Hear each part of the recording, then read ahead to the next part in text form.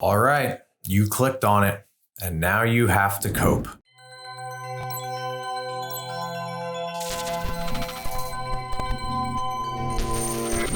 What's going on, guys? Welcome back to another video. Today we're going to be taking a look at Bitcoin. I know that I haven't done a video in quite some time. I was on vacation.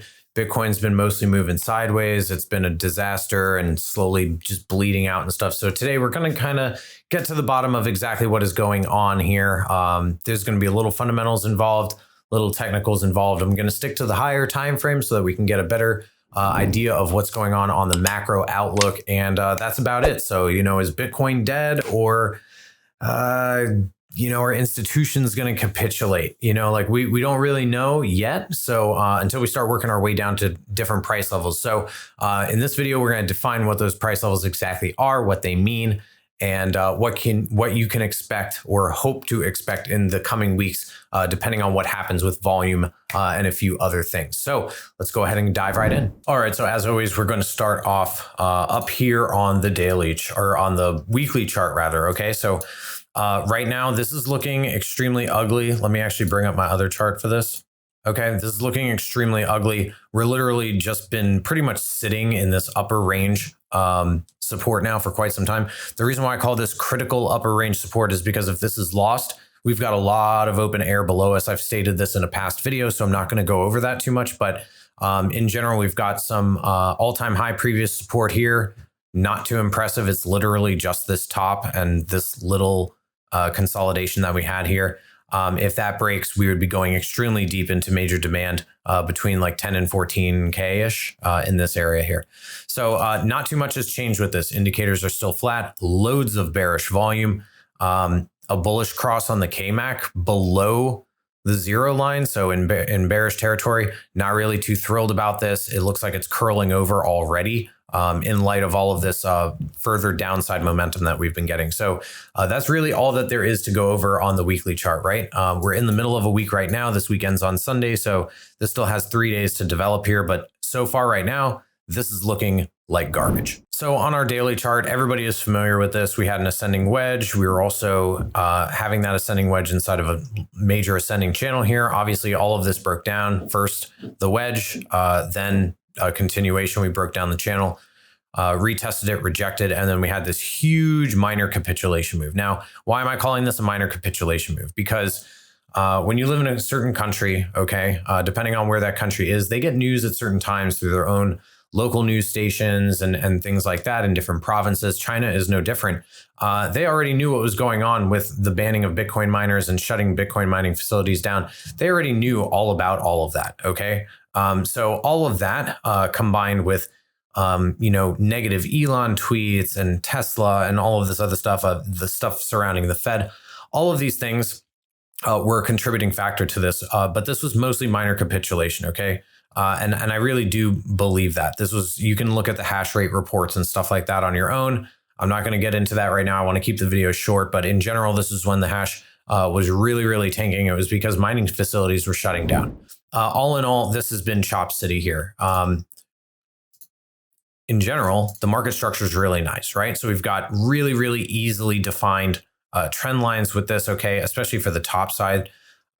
This downside, obviously everyone knows on these higher timeframes, we've got kind of this wedge that's going on. We're breaking down from a descending wedge, which is typically a bullish pattern. So the fact that we're breaking down from this is extremely bearish. That's worrisome, especially on the daily chart. Closing anything below these candles on the daily chart is really not going to be good for us. Okay, so we're in stranger danger right now. Be prepared. Hold on to your butts. It's going down. Okay, at least right now it is. Okay, so on the lower time frames, obviously there's plenty of scalping opportunities, but in general on this daily time frame, even our indicators are basically running flat. Look at how long the RSI has been flat. Like this is, and this isn't even because like I elongated the price action. Like even here, look at this, super flat up here, super flat on the MACD. Oh, and that's another thing. Look at how terrible this volume is. Really low volume. That's contributing to this slow grind down that we're getting on the daily chart. So let's take that off. We'll turn Ichimoku on. Those of you that are familiar with Ichimoku know what I'm going to be talking about. Those of you that are not, there is a video on my channel that I will link up here for you. And you can learn basically like my little cheat sheet to Ichimoku Cloud. You can learn it in about 15 minutes. It doesn't have to be complicated. Okay. You guys know I like to keep things as simple as I can here. Check out all the other tutorials on the channel as well. There's a lot of good stuff here. This entire structure, obviously, we pulled an end-to-end and a continuation through the cloud here. This was obviously our main break. We actually had a prerequisite to this where shorters that were paying attention on swings, they got a heads up of this when these crossed, and on green candles, the Tenkan-sen line started moving away from the Kijun-sen line. That's normally a typical signal of extreme loss of strength and momentum. And sure enough, that's exactly what happened here. Anybody that was short basically nailed this top of 58, and they've been riding this down ever since. So there are definitely tons of open shorts all through here that are definitely still open on the books, waiting to get liquidated whenever we see some topside momentum. But for right now, there is no topside momentum, so we're not really going to be talking about that today. Sorry, bullas. There's just no really good bull case here for this whatsoever at all. This is looking really terrible. 50 EMA and all of our other EMAs are above us. We've also been battling back and forth with the Tenkan-sen line here. I think the highest bounce that we see would be 37, and then we would immediately probably reject from there, or the 200 EMA at 40K, and that's slowly decreasing. We're coming in for a bearish cross of the 100 and 200, which is normally not good.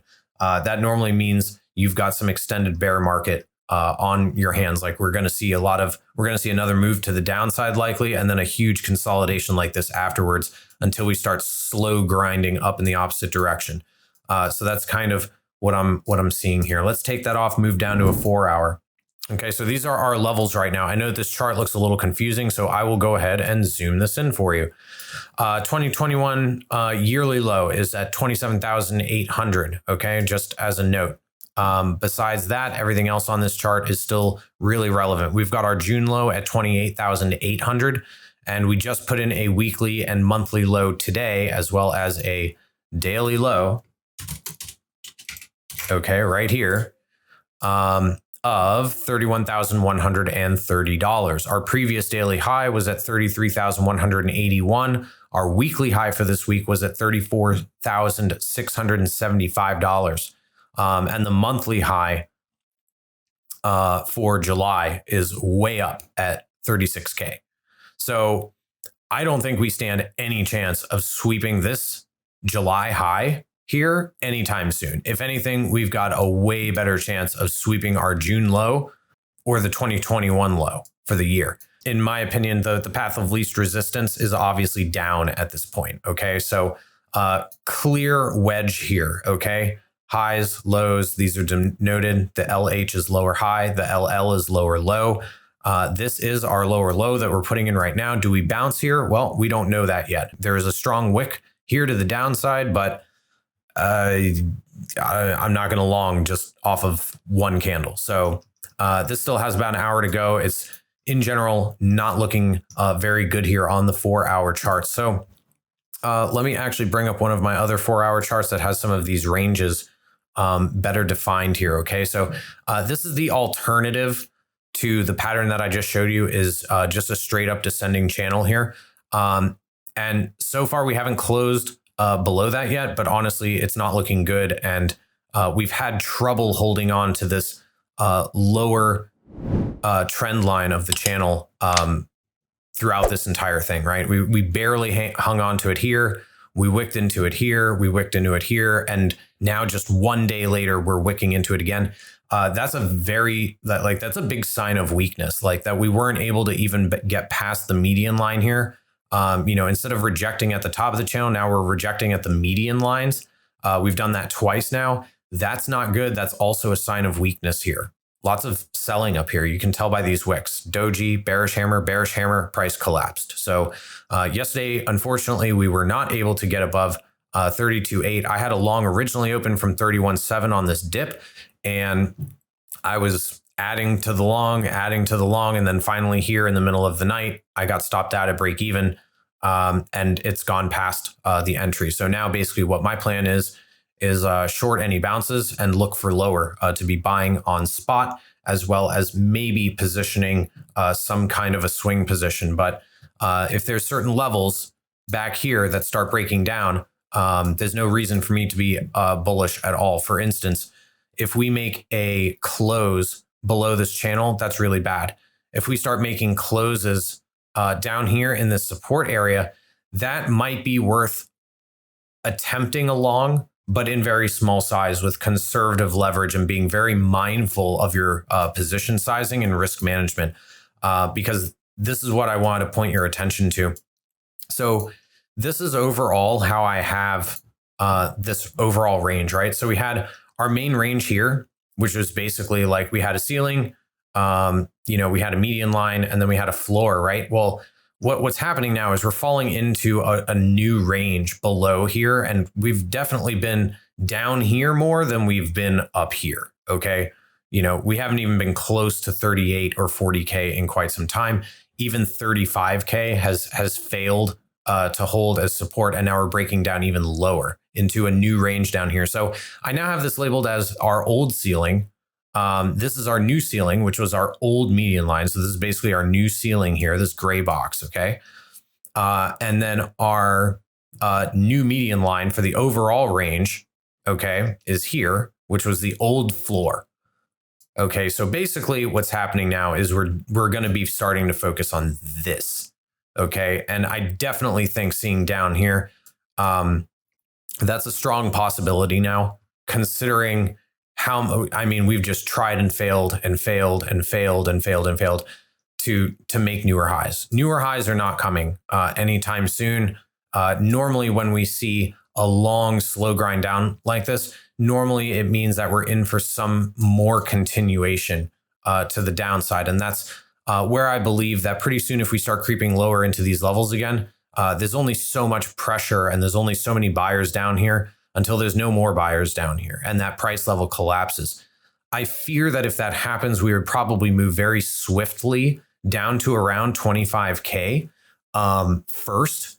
And that would be the first target that I would be looking for, in terms of like long-term shorts here. If we start seeing like really big breaks, of this section here. Let's go ahead and take a look at the liquidation charts real fast and refresh this. This is kind of what I do every day in the Telegram group. And then we start getting into positions around 9 or 10 in the morning. Okay, so that's kind of what we got. So we did liquidate the long that was on BitMEX. So I guess that was that big wick that we just saw. That was up to 31.5. That was a 200 million liquidation on Binance 100x short. So I'm assuming that's probably what this was. And all of this was the slippage of that order filling. So price is going to come back down. It's going to level off here. This is a swing failure.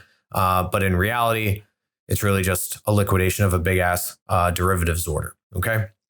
So now what's happening is we've got all of this liquidity below us down here, right?